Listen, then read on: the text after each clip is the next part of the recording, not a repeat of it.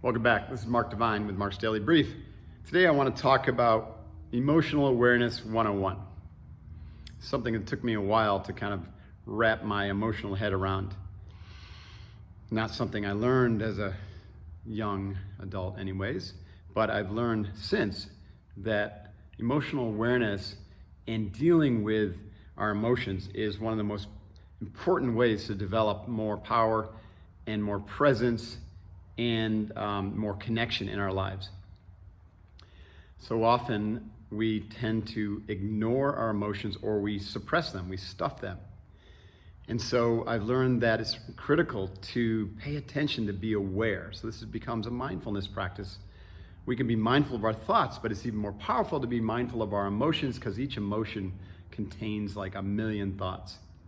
So if you deal with things at the emotional level, it tends to clear up all the negative or flawed thinking that comes from emotional lack of awareness, or suppression, or projection, or whatever form that shadow takes. So what we want to do is become mindfully aware of our emotions, of what's arising, to acknowledge it, see if you can ascertain what that feeling is, and even better, ascertain why you're feeling this way. And then you have an opportunity to reflect upon that. And then you have an opportunity to take a number of actions. One, the first action could be, if you're doing something important and that emotion is actually going to get in your way, then maybe park it, redirect your mind back to what you're supposed to be doing, and power up a new emotion that's going to positively reinforce your attention control and your getting it doneness.